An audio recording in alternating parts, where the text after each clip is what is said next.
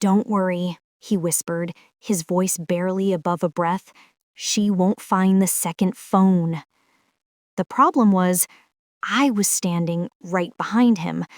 That sentence, those exact words, still echo in my head like the hollow ring of a dropped glass. It was one of those quiet mornings where the house felt half asleep. The kettle hummed in the kitchen, sunlight spilling across the countertop. Everything seemed perfectly ordinary, except for that one moment. I remember my fingers tightening around the mug I was holding. The ceramic felt too hot, but I didn't put it down. I just stood there, frozen, listening. My husband, Ethan, didn't know I was awake yet. He thought I was upstairs, still in bed. He was standing in the hallway, half in shadow, his back to me, speaking in that low, careful voice he only used when he didn't want to be overheard. "Yeah," he said again, almost whispering. "I'll text you later. Not from this number." My pulse slowed to a strange crawl. I don't even remember breathing, just the soft click as he hung up, then the way he straightened his shoulders, like someone coming out of a secret. He turned toward the kitchen, toward me, and I did the only thing I could think of in that instant. I moved, quietly, fast enough to make it look like I just entered, late to breakfast. "Morning," I said, voice steady. He jumped slightly, eyes wide for half a second, then relaxed. "Hey, you scared me," he chuckled. "You're up early." I smiled. Couldn't sleep. We stood there in that ordinary morning light, husband and wife, but something had shifted in the air, something invisible yet undeniable, the kind of change you can't unfeel once you felt it. Before I tell you what came after, I should tell you what before looked like, because sometimes the worst betrayals don't come from bad people. They come from the ones who once made you feel safest. Ethan and I had been married for 12 years.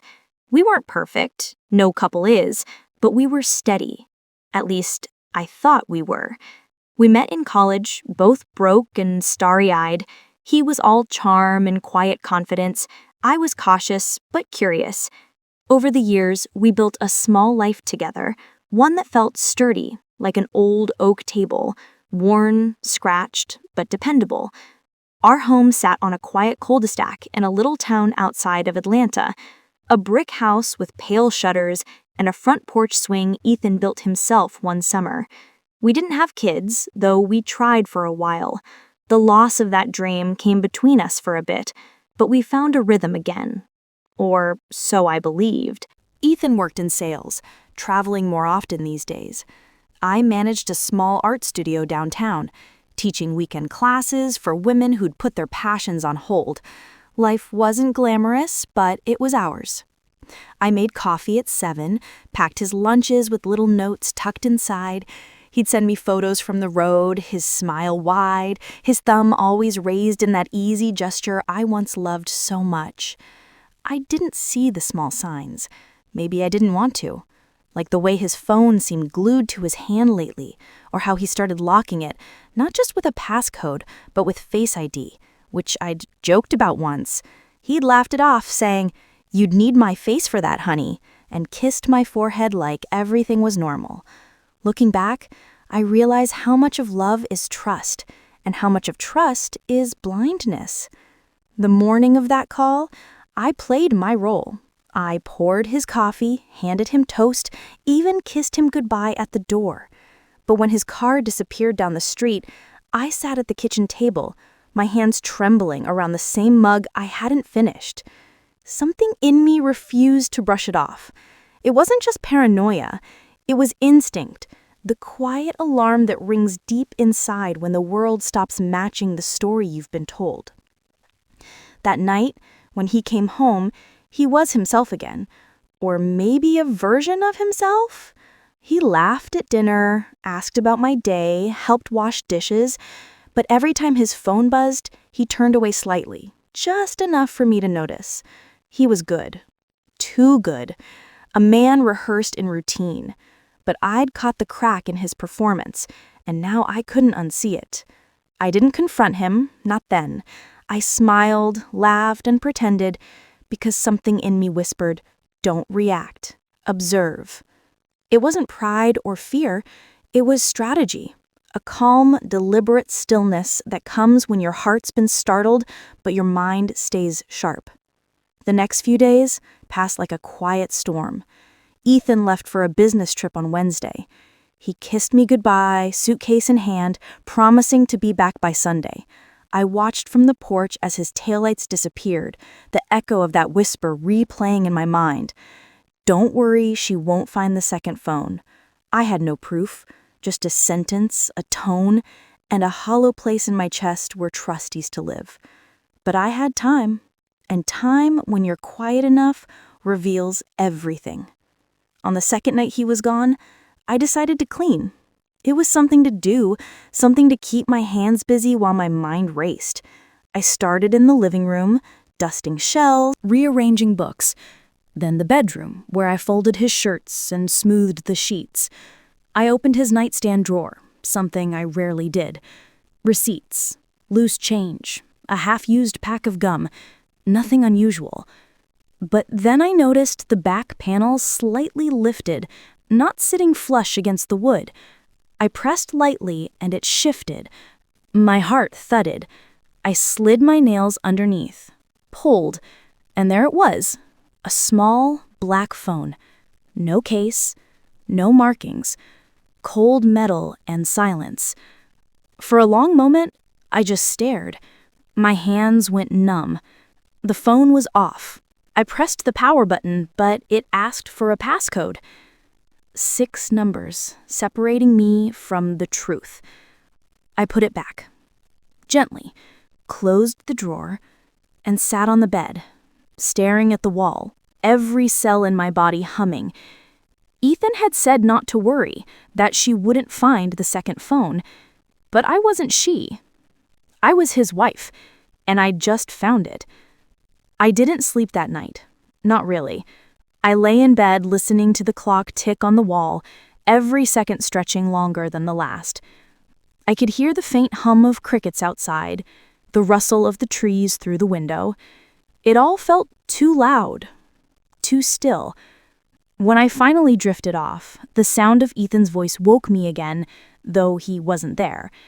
I dreamed of him saying that line over and over. She won't find the second phone. When morning came, I sat at the edge of the bed and looked at his side, the indentation where his body usually rested. It was strange how the absence of someone could feel heavier than their presence. I wasn't ready to open that drawer again. Not yet. Instead, I made coffee, fed our dog, Daisy, and went about my morning routine. But my mind never left that drawer. By mid-morning, curiosity turned into resolve. I needed answers, but I couldn't risk alerting him.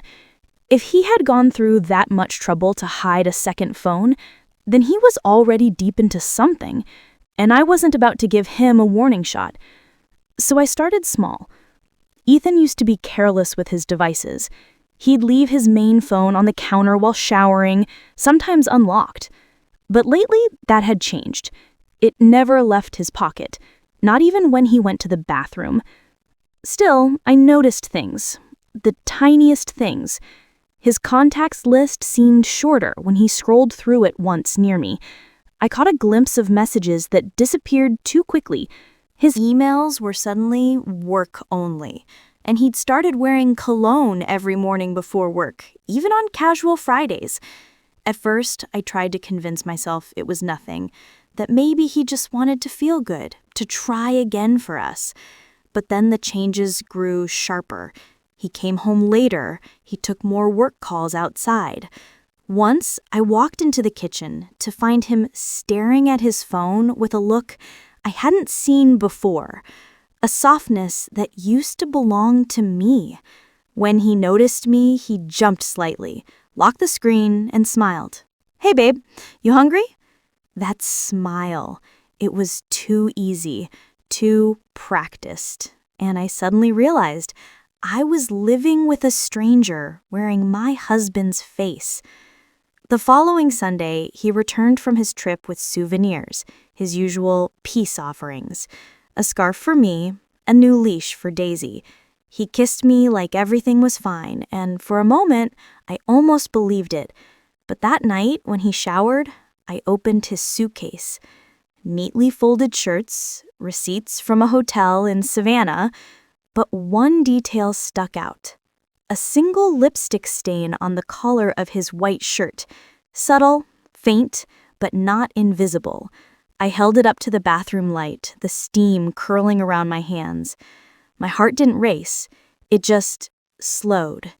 Like my body was conserving energy for something it already knew was coming. He came out wrapped in a towel, saw me holding the shirt, and froze. "Where did that come from?" I asked, my voice calm. Too calm. He blinked. "What?" "The lipstick." "Whose is it?" He stared for half a second too long before laughing softly. "Oh, that? Probably from one of the clients. We had a dinner meeting. These people hug hello and goodbye. You know how it is." I nodded slowly. "I see." And I smiled. The kind of smile that says, "You may have fooled me once, but never again." That night, I lay beside him, my back to his chest. He slipped his arm around me, whispered goodnight like he always did, but I stared at the wall, eyes open, heart quiet, brain awake.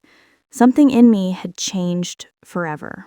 The next day, when he left for work, I took the second phone out again.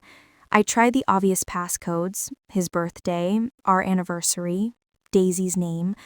None worked. Then I remembered something small, a number he'd once used on an old iPad, his late mother's birth year. I tried it. The screen lit up, unlocked. I sat perfectly still for a moment, staring at the glowing screen, as if I had just opened a door I couldn't close. There weren't many messages, but what was there was enough. A woman named R. Dozens of texts. Flirty, playful, coded. "I miss you already. Hope she doesn't notice you're distracted. Next time, don't forget the charger. You left it again. You make me feel like I'm living someone else's life." There were photos, too. Nothing explicit, just small, intimate snapshots of another reality. A dinner table. A hotel view. His hand intertwined with hers. And one video. Short, 10 seconds. Him laughing as she said his name. That was when I put the phone down. My body didn't shake. My heart didn't break. Not right away. It was more like watching the slow collapse of a house you'd built yourself, brick by brick. It doesn't fall all at once. It just caves inward quietly, leaving dust and silence behind. I wanted to scream. I wanted to throw the phone against the wall, but I didn't. Instead, I had turned it off, placed it back in the drawer, closed it exactly how I found it. And then I went into the kitchen, made myself a cup of tea, and stared out the window. Daisy came to sit by my feet, resting her head on my knee. I stroked her fur absent-mindedly, my mind already shifting from shock to clarity. If Ethan was leading a double life, I needed to know how deep it went, not for revenge, for truth. Because the truth, no matter how painful, is cleaner than lies. Over the next week, I started documenting everything. His travel dates, his calls, his expenses. I kept a small notebook hidden inside a cookbook no one touched. I even learned to mirror his phone notifications. It wasn't difficult. Ethan used the same Apple ID for his devices years ago. One forgotten setting gave me glimpses into his secret life without him realizing. Messages like, "You free this weekend? Same place? Can't wait to see you again." Every word etched itself into me like a scar being carved slowly, intentionally. But the part that hurt most wasn't the betrayal. It was the familiarity in his tone, the same gentle teasing he once used with me, the same promises, the same warmth. It felt like watching a ghost wear your husband's smile. By the time his next work trip came around, I was ready. He said he'd be gone 3 days. I smiled, packed his lunch, and kissed him goodbye. Then, once he left, I followed. I wasn't reckless. I didn't tail him directly. I used a friend's help, a woman named Clara, who owed me a favor and knew how to track discreetly through phone pings. By evening, I knew exactly where he was staying. The address matched the hotel from his last receipt.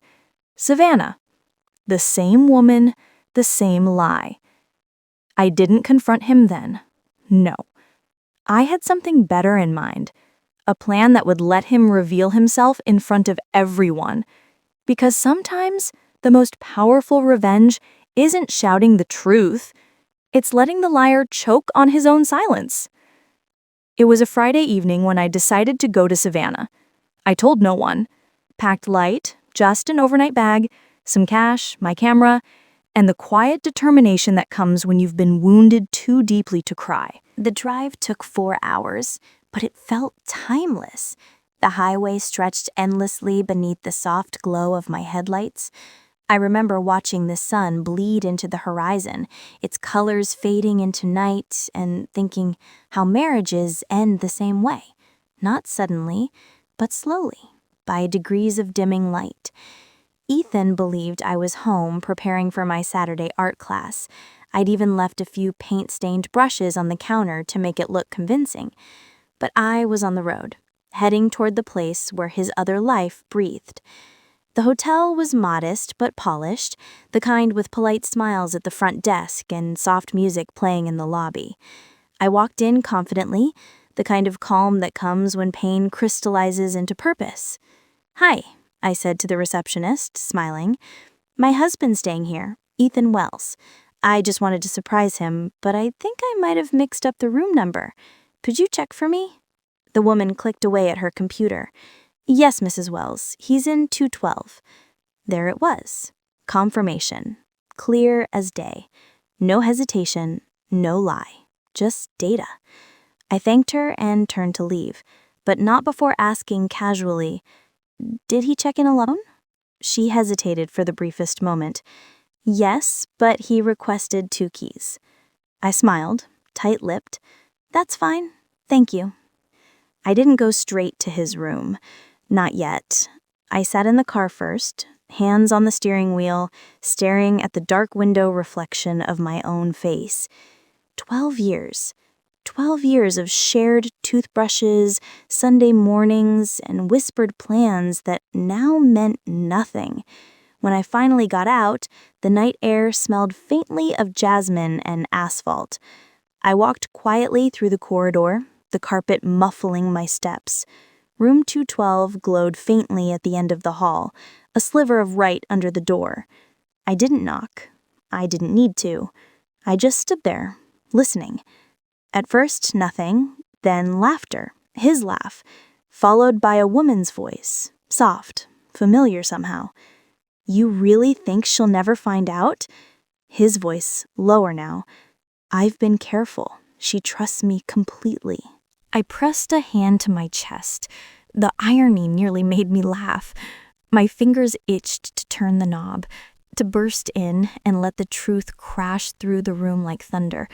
But another voice inside me whispered, "Not yet. Not like this." I walked away, down the stairs, and sat in the lobby until they left. At 9:43 p.m., they came down together, him and the woman from the texts. She was pretty, in a simple way, late 30s, dark hair pulled back, a soft smile that made her seem harmless. But her hand slipped into his as they walked past, and the sight of it sliced something deep inside me. They got into his car. I followed. They drove to a small restaurant on the riverfront, the kind with candlelight and wine glasses that catch reflections like small stars. I parked a block away and watched from across the street. They sat close, leaning in, laughing, touching. At one point, he reached over and brushed a strand of hair from her cheek, a gesture I knew too well.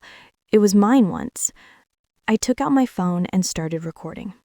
Not because I wanted to humiliate him, but because I needed proof. Solid, undeniable truth. He'd never be able to twist this into misunderstanding or innocent business dinner. Not this time. When they finished eating, they walked along the water, his arm around her waist. I recorded until they disappeared into the night, until the ache in my chest became unbearable. Then I turned off my camera, drove back to the hotel, and checked into the room directly across from his, room 211. He returned around midnight. I heard the keycard click, the muffled giggle, the door shutting, and then silence.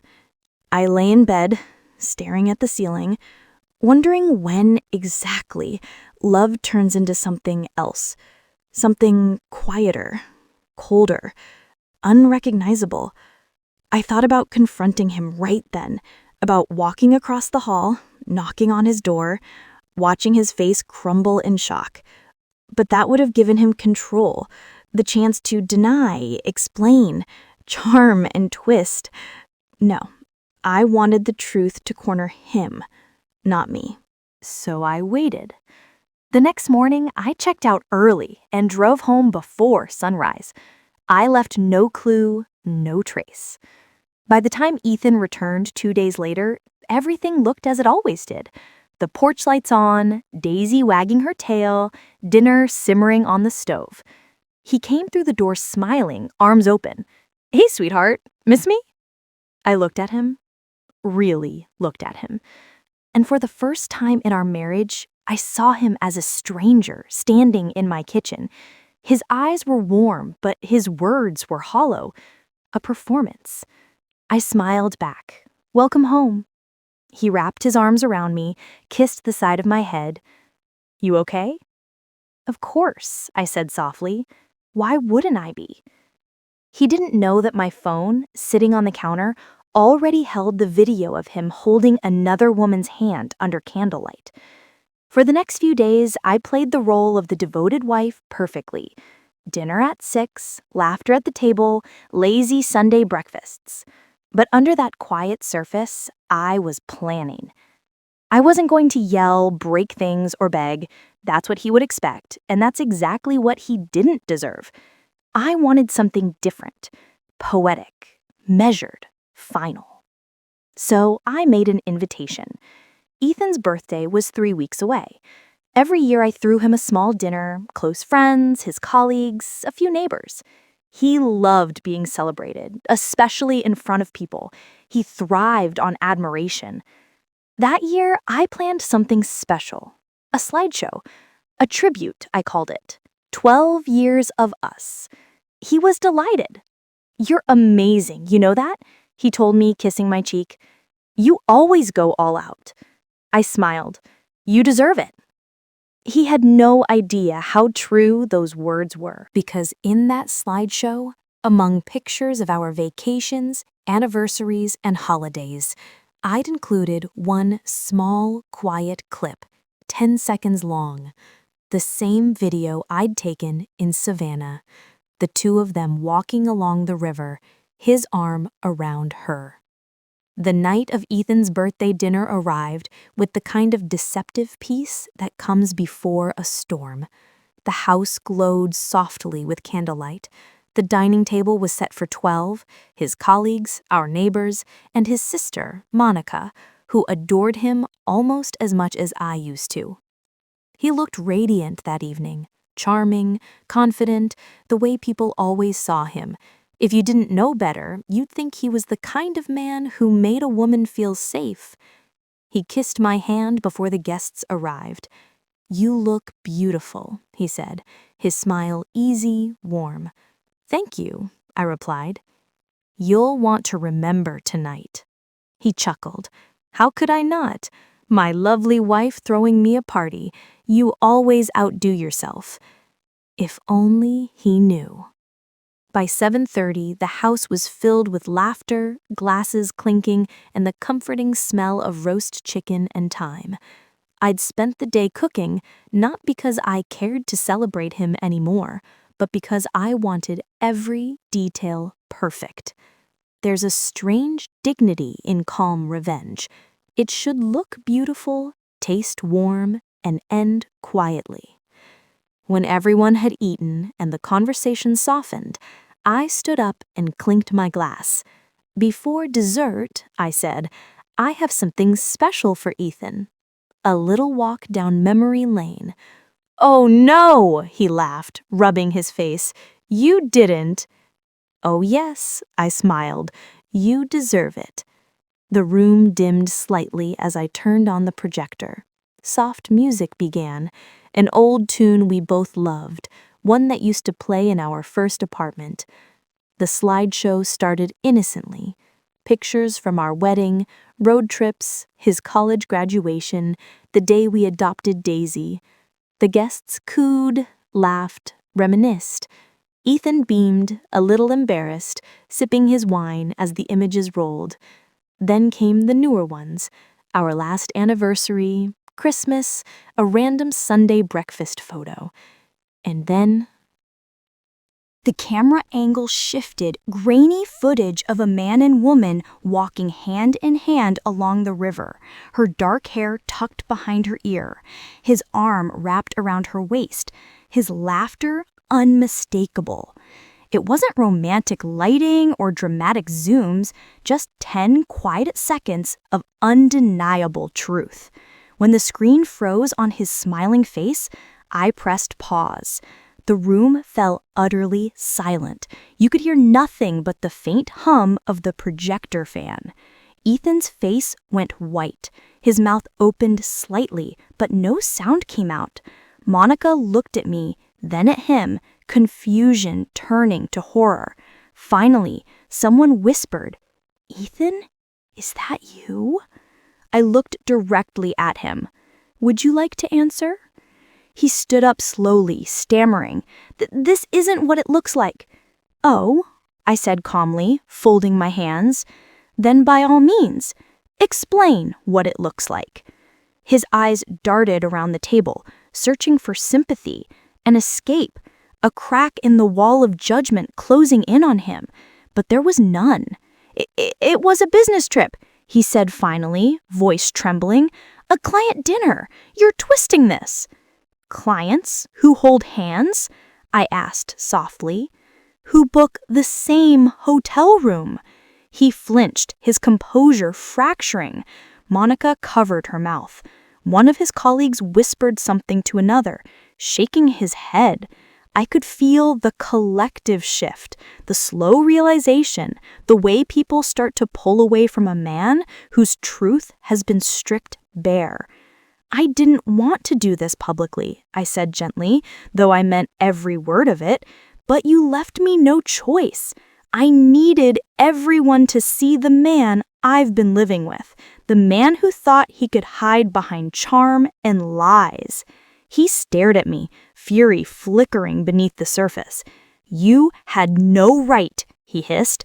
"No," I agreed, "but you had no right either. To me, to our vows, to the woman you promised honesty to." He opened his mouth, then shut it again. His voice failed him. After a long silence, I turned back to the guests. My tone softened. "I apologize, everyone. I know this isn't what you expected. You came to celebrate a marriage that, truthfully, ended months ago. I just didn't know it then." No one spoke. Even Daisy, curled up near the sofa, seemed to sense the heaviness in the air. I took a breath, steady, calm. "Dessert is still served, of course," I added with a faint smile. "But, Ethan, I think you should leave. Tonight." He blinked as if he hadn't heard me right. "You're serious?" I nodded once. "Your suitcase is already by the door." The room stayed frozen as he turned toward it, and there it was. His luggage, neatly packed, with the second phone resting on top. I'd placed it there deliberately. The final piece of evidence, the symbol of everything he thought he'd hidden. He looked at me once, his eyes full of something between anger and shame. Then, without another word, he picked up the suitcase and walked out. The front door clicked shut. For a long moment, no one moved. Then Monica got up, walked over, and hugged me tightly. "You didn't deserve that," she whispered. "I know," I said quietly, but I needed to see it for myself, to let him show who he really was in front of witnesses, not in the dark. The guests murmured kind words, one by one excusing themselves, their eyes full of pity but also respect. They didn't see a scorned woman. They saw a woman who refused to be broken in silence. When the last car drove away, the house went still again. The candles burned low. The slideshow projector still hummed faintly in the background. Frozen on the final frame, the image of Ethan's back turned toward the camera, walking away. It was strangely poetic, really. The perfect ending to a story that began with a whisper and ended in silence. That night, I poured myself a glass of wine and sat on the porch. The air was cool, the stars quiet above. Daisy rested her head on my lap, and I stroked her ears gently. I wasn't sad, not really. What I felt was release, the moment when pain stops being heavy and starts becoming fuel. I had exposed the truth, but I hadn't destroyed myself to do it. That mattered. For once, I chose myself over the illusion of marriage. And that, I realized, was my real justice. The next morning, the house was unnervingly quiet. No kettle whistling, no low hum of his voice in the hallway, no sound of his shoes against the hardwood floor. Just the faint ticking of the wall clock and the soft rustle of Daisy shifting in her bed. The emptiness didn't ache. It breathed. I poured myself coffee and watched the sun rise through the kitchen window, the same window where I'd once watched Ethan drive away with a kiss and a lie. Now he was somewhere else, perhaps at her place, perhaps alone. It didn't matter. The truth was already in motion. By mid-morning, the messages started coming in. From Monica first. "He's staying with a friend. I just wanted you to know I'm furious with him. I'm so sorry, sis. You didn't deserve any of that." Then, from one of his coworkers who had been at the dinner. "You handled yourself with grace last night. Everyone's talking about it, but not in a bad way. They're saying you exposed him with dignity." And then, a final one from an unknown number. "I didn't know about you. I'm so sorry. Please don't blame me." I stared at that message for a long time. It was from her, the woman with the dark hair, the one from the riverfront video. At first, I wanted to delete it, erase it, pretend she didn't exist. But something stopped me. Instead, I typed back, "You didn't take something that was yours. He offered something that wasn't his to give." She never replied, but she didn't need to. That exchange, brief, quiet, closed a door I didn't realize was still open. By Monday, the truth had rippled through every corner of Ethan's world. His company had strict policies against inappropriate conduct with clients, and apparently, R wasn't just a fling. She was one, a client. Monica called me that afternoon. "He's been suspended," she said, almost whispering. "He tried to talk his way out, but there's video evidence. Someone must have shared the clip." I didn't admit it, but I already knew how. One of his colleagues, the same one who texted me, had quietly passed the recording along to HR, not because I asked him to, because sometimes truth doesn't need help spreading. I didn't celebrate. I didn't gloat. I just sat with it, this strange mixture of vindication and sadness. Because even when justice comes, it never feels triumphant. It feels heavy, like closing a chapter you never wanted to write. A week later, Ethan showed up at the house. I saw his car pull into the driveway, the same silver sedan he used for his business trips. He didn't honk or call out. He just stood there, at the door, looking smaller somehow. When I opened it, he looked tired, unshaven. The confident posture he once carried was gone. "Can we talk?" he asked quietly. I didn't invite him in right away, but something in his tone, maybe guilt, maybe the weight of consequence, made me step aside. He sat at the kitchen table, staring at the floor. "I know there's nothing I can say that'll fix what I did," he began, "but I just need you to know I'm sorry. I lost everything, my job, my reputation, and—" He looked up at me, eyes wet. "And you." I studied him. The man who once whispered lies now sat in front of me, stripped of pride. "Ethan," I said softly, "I didn't want to ruin you. I just wanted the truth. You handed me the rest yourself." He nodded, swallowing hard. "I know. I made choices I can't undo." For a long moment, neither of us spoke. The house around us carried the ghosts of what we used to be, the sound of shared laughter, the warmth of ordinary mornings. But that life was gone, and all that remained was clarity. Finally, he said, "I'll sign the divorce papers. No fighting, no arguments. You deserve peace." "I do," I said simply. He stood up, looked around the house one last time, and then whispered, "You really did love me, didn't you?" I met his gaze. "Yes. And that's exactly why I'm letting you go." He nodded once, then left. This time, I didn't watch from the window. In the weeks that followed, the story faded from whispers into silence. Neighbors stopped asking, coworkers moved on, and even Monica found a way to make peace with her brother's disgrace. But I didn't crumble.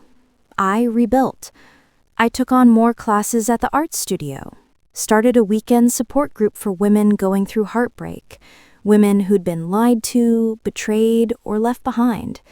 We painted, we cried, we laughed again. And every so often, one of them would say, "You speak like someone who's survived something deep." I would smile and reply, "Maybe I have." Because healing isn't loud. It's quiet, like a seed taking root in dark soil. One evening, months later, I walked down by the same riverfront where I'd filmed Ethan and his secret. The air smelled of rain and sea salt, and the lights shimmered on the water. It was peaceful. I wasn't angry anymore, just grateful. Grateful that I had seen the truth before it destroyed me completely. There's something freeing about knowing the full story, even when it hurts, because lies keep you bound, but truth, no matter how painful, lets you breathe again. It's strange, the way silence starts to sound like comfort after chaos. At first, the house felt too big, too hollow. Every creak in the floorboards, every hum of the refrigerator seemed to echo the absence of the man who once filled it. But as the weeks passed, I began to find music in that stillness. I rearranged the furniture in the living room, moved the couch closer to the window, where the light streamed in, warm and golden during late afternoons, hung new curtains, soft cream ones with faint floral patterns, the kind Ethan used to call too delicate. It wasn't about decorating. It was about reclaiming space. Every drawer I emptied, every photo I packed away, felt like peeling back the layers of a life that had been half mine, half illusion. Sometimes I'd find something small that stopped me cold, a movie ticket from a date, a note he'd left once that said, "Can't wait to come home to you." And I'd sit there, holding it, feeling the echo of love that once lived in those words. But love, when real, doesn't need to survive in paper or photographs. It survives in who you become after it breaks you. A few months after the divorce was finalized, I took a trip to the coast.